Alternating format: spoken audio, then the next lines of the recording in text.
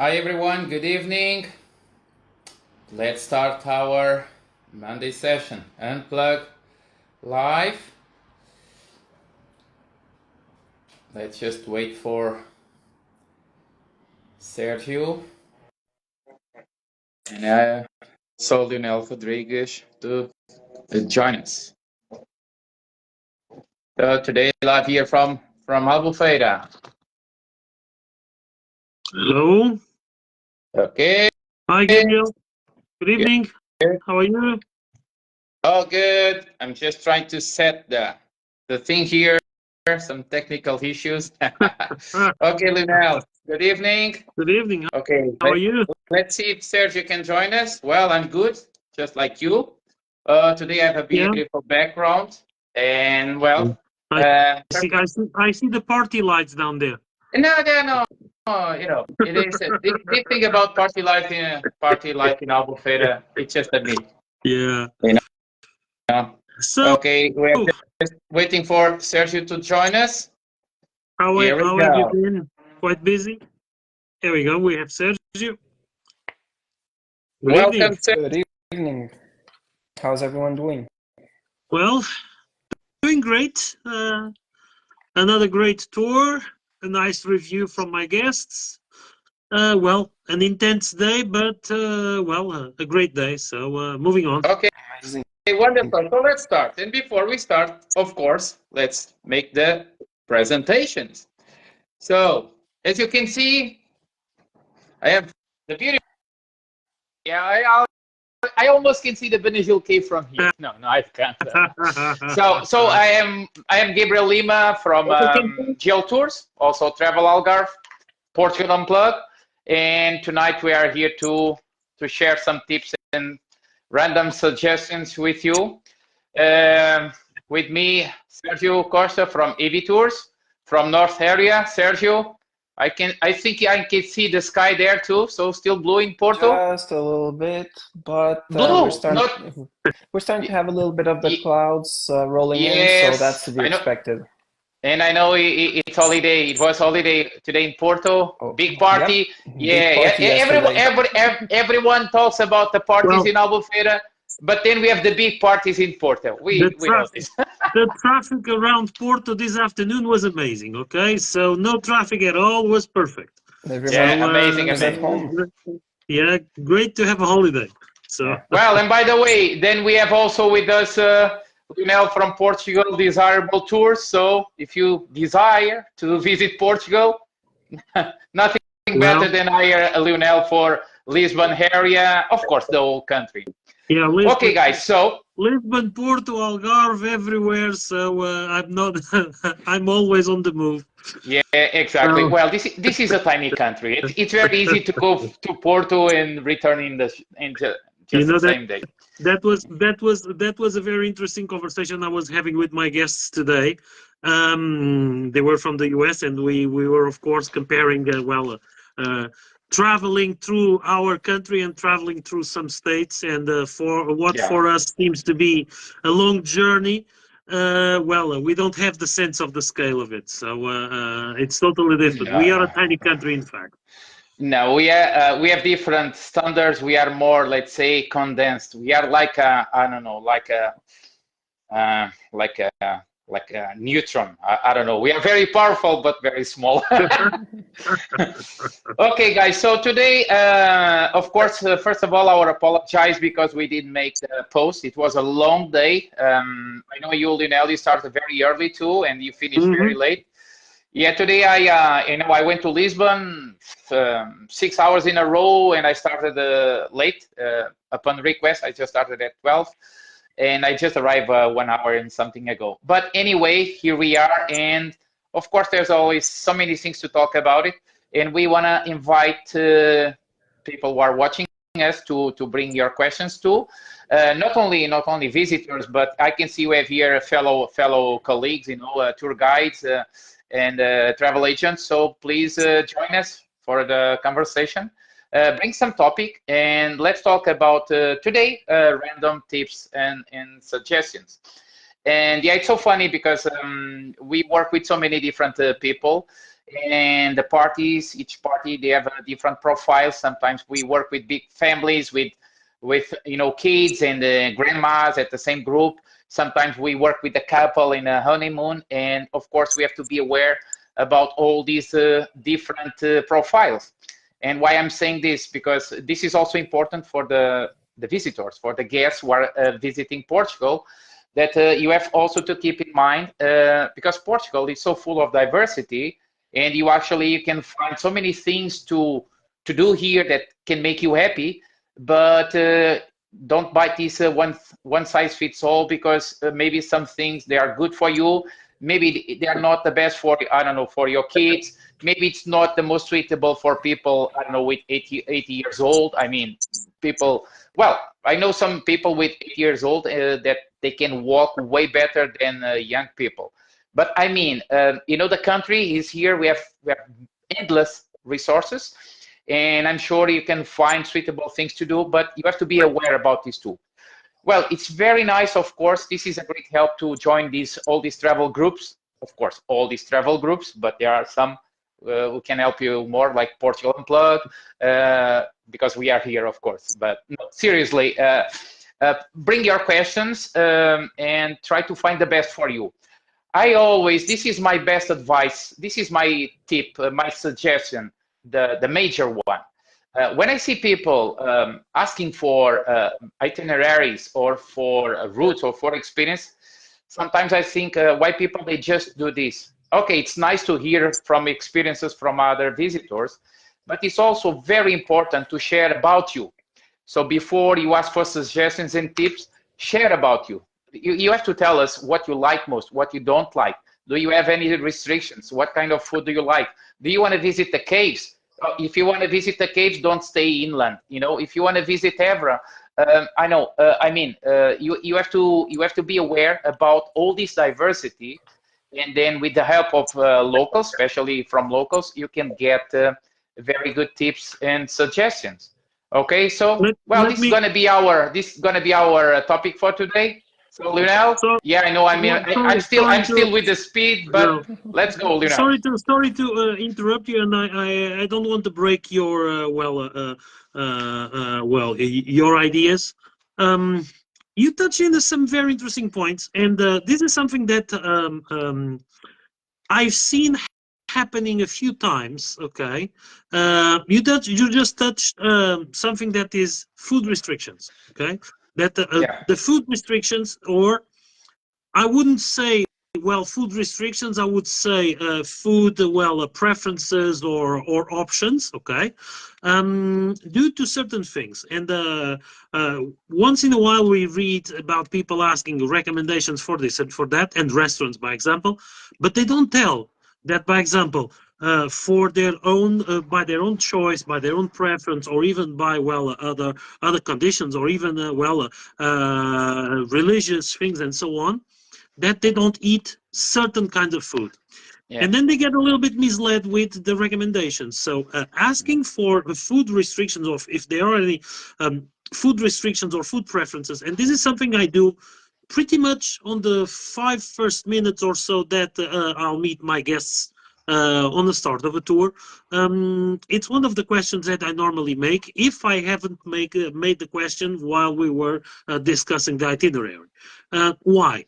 Because we try to accommodate the best possible options for lunch or for a snack or whatever, but we need to be aware that, as you said, there's no one size fits all.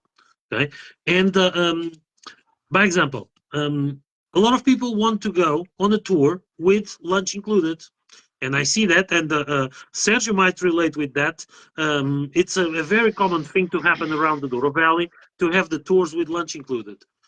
Do they have lunch options for everybody? Do they have options that cater people with some special needs, special requests, special restrictions?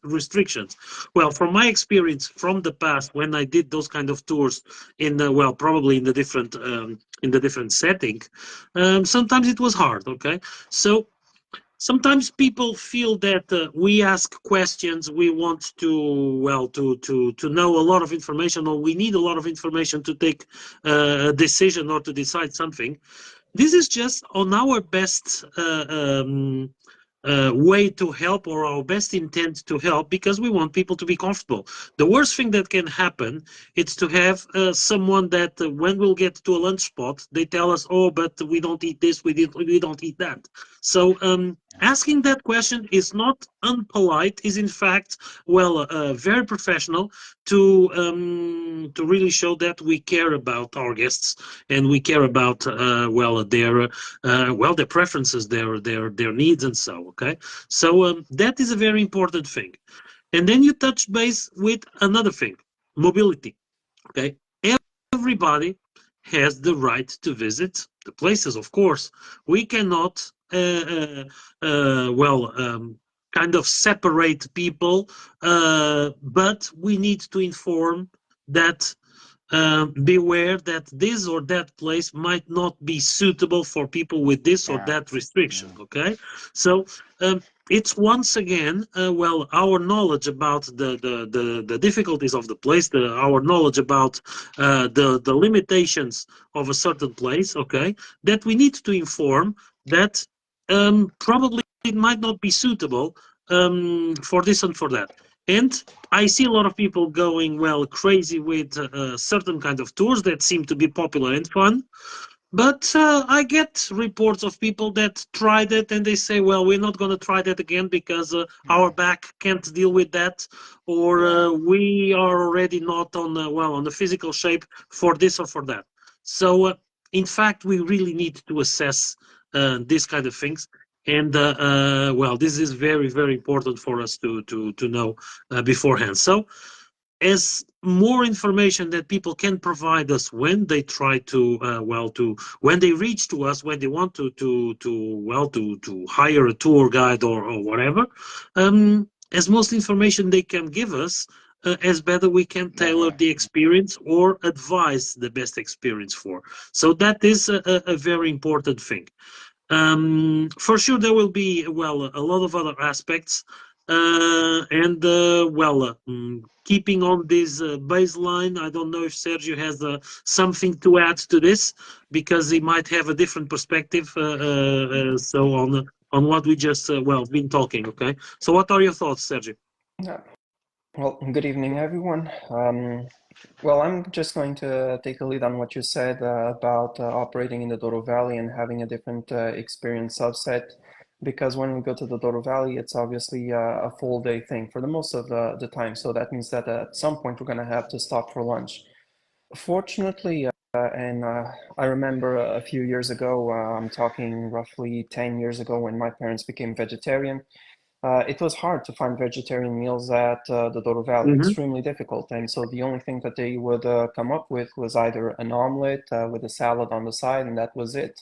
And my parents are vegetarian because if they were vegan, they would not have omelet with cheese or anything like that.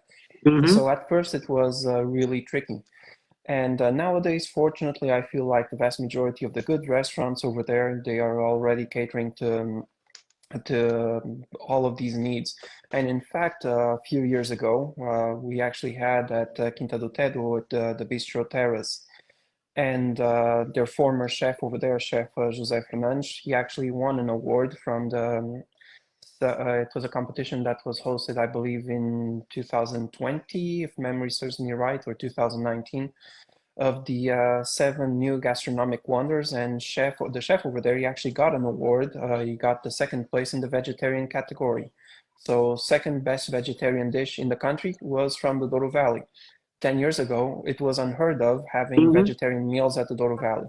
So fortunately, things are progressing and are evolving. Yeah. But as you mentioned, these are holidays, and on holidays, we want to make sure that everything goes right, because we don't want to be stressed about anything. And for our part as tour guides, it's our duty, it's our responsibility to ask the questions that sometimes people would think that, why is he asking me this? Well, we know our country. We know the places that you're asking us to take you to. We know what they do over there and what they don't do over there. And so when we ask these types of questions is precisely because we want you to have a positive experience over there. And you mentioned a few key aspects. So dietary restrictions are one of them. allergies. Mm-hmm. When we're talking food allergies, it's actually a matter of health concerns. It's not a matter of personal preferences, but it's more about the health. We're also talking about mobility issues, and our cities, the vast majority of them, they are very hilly. Sometimes people go on hiking trails at the Douro Valley. Some hiking trails are definitely not that easy. And there's also one major concern that very rarely do people talk about, and this is a growing concern amongst travelers, because I've been asking this to my customers, and they're all very outraged that as of late, particularly from last year to this year, they feel like the airline ticket prices have increased outrageously, and Mm-hmm. people have been talking about increases in the range of 30% just to get to Portugal. So that is going to eat a lot of their budget for the rest Yeah. of things, for the accommodations, for the tours, for the experiences, you name it. So obviously, budget is now a concern when people are booking experiences. And so one of the questions that we probably, I don't feel like it's going to be disrespectful if we start asking them, is what is your budget for the experience? Because if we have this conversation up front, we're gonna avoid misunderstandings down the road. Yeah. I feel like it's Mm-hmm. a thing that should be voiced a little bit more frequently. People have a certain budget allocated to the experiences. That's fair. If they don't want to go over that budget, that's perfectly fine. And we can for sure come up with a certain type of experience that will satisfy the customer within that budget. But at the end of the day, we're also tour guides. We run our own little businesses, and we also have bills to pay at the end of the day. We have to pay ourselves, we have to pay our vehicles, we have to pay our fuel, the tolls. There's a lot of, we have to pay insurances, we have to pay social security. So the mix, the experience that we can provide within a certain budget also has to factor in these things for us, because we also need to make a living for ourselves. So that's why I say talking about budget for experiences is a conversation that I feel people should have a little bit more openly, a little bit more honestly with us as well. And we'll do our best. It's what we're here for, and we want people to get to know Portugal. We want people to learn about the country. We want people to be willing to come back for a second or even for a third trip. A fun story, last year, almost to the day, but last year I hosted a couple on a 2-day journey from Porto down to Lisbon. We did an overnight in Figueira da Foz. Around this time of the year, we also went to the what was it? The medieval festival in Santa Maria da Feira, one of the largest medieval festivals in the country. It was a wonderful time. They're back to Portugal. I'm going to have lunch with them tomorrow. So this is the biggest compliment people could do to me, is when they reach out and they say, hey, we're in Porto again. Are you available on one of these days? We want to have lunch. So tomorrow we're going to have lunch. And I'm going to take them to a little spot. It's going to be outside of town. It's going to be in the Vila do Conde, a little spot that Gabriel already knows as well. I like it I like it Well, there. Yeah, it's quaint, need to it's go there and quiet. do I know. quality Yeah. control. Yeah, I know that they like beach as well. So after lunch, we're gonna just do a quick walk on the along the beach, and then we'll come back to Porto. So it's going to be. These were former customers, but as I say, starting what I like to do is to make friends. I'm in this line of work because I like making friends. And so it's amazing, and I feel super glad when these friends, they come back and they reach out to me and they say, hey, you want to grab lunch together? Sure, let's go for it. I'm gonna take you to a little spot that I know of.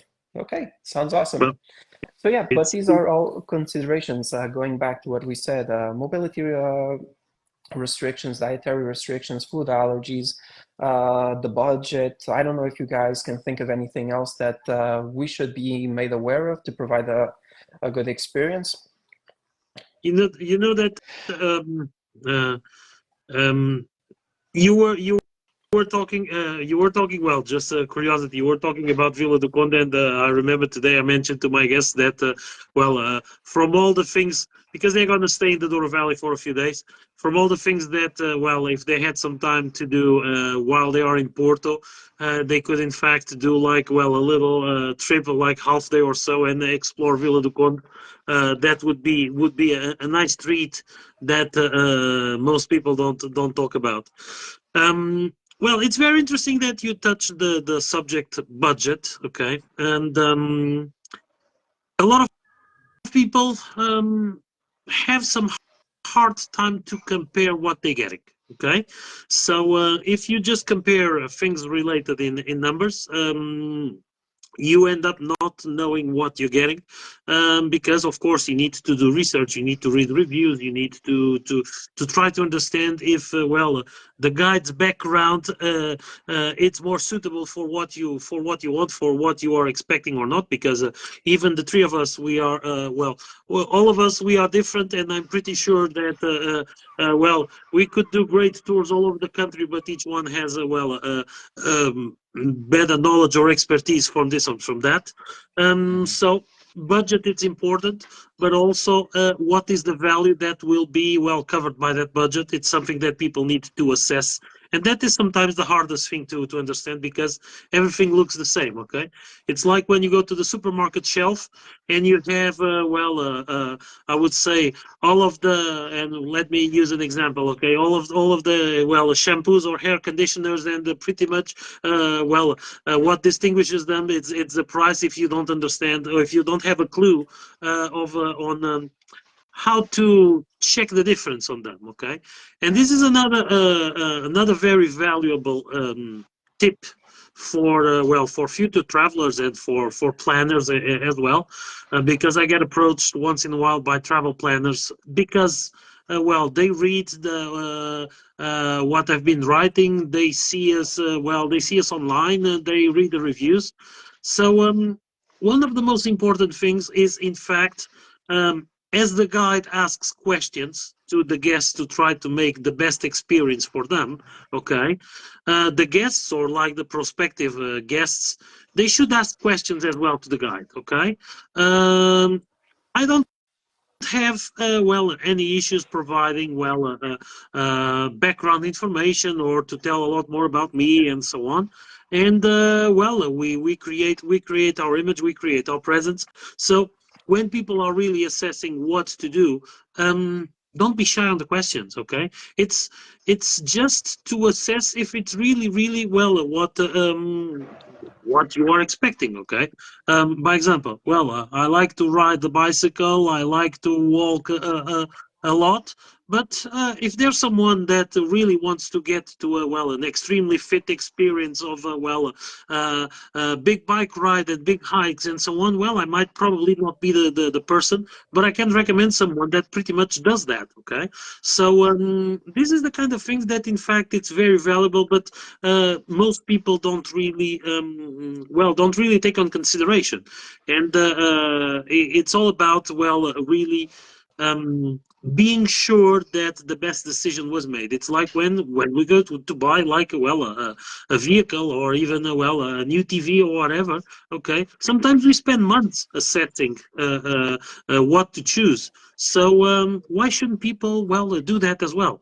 It's an interesting approach, and this is a topic that we haven't been discussing about, but it's pretty much that. So ask your questions. We are here to answer to them.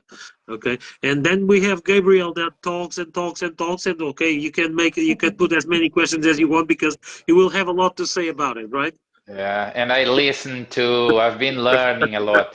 Well, as guides, we have to listen people, and we have to Yes. make questions. Well, of course, this is our business. This is our life. We are very aware about the lack of information here, the lack of information there. Mm-hmm. So for us, this is pretty normal, but for many people, it's not. They have their life, they have their business. Maybe they have no time to set a trip, to prepare a trip. And sometimes what people do, and And well, they go to a Facebook travel and they try to figure out something to do. And sometimes they just rent a car and they go here because they saw, okay, Seven Hanging Valleys and Obidos and this and that, let's follow this and it's enough. Well, sometimes it's not enough, and it really depends on what people want. For some people, of course, this is more than enough. They just want to go to a place. Okay, I go to Paris, I'm gonna check Eiffel Tower, and it's pretty much like this. And then also depends of the time, the amount of time people they have to share in the places. Of course, now we've been talking a bit about the guides, but let's forget a bit about the guides. Even when people they visit the country and they're going to visit the country by using train, bus, Flixbus, or rent a car or whatever, it's the same principle. They have to prepare very well what they're going to do, because so many times I have people, they come to the Algarve for just 3 days, okay? Okay, in 3 days, okay, maybe you can go to visit the Seven Hanging Valleys, the cave, Benagil, and it's pretty much like that.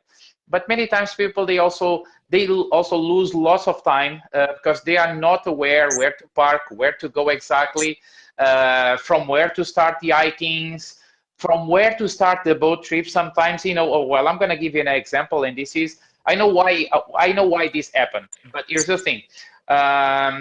Saturday, I brought a family from Lisbon, and in the morning and then in the afternoon, they went for a boat trip. Well, they were staying here in Pine Cliffs in Albufeira, Falaisia, and then they sent me a message, and after all, they got a Uber to go to Lagos to get a boat trip to the Benagil cave. Okay, if you are not aware, it means they drove 1 hour west in order to get a boat trip 1 hour east.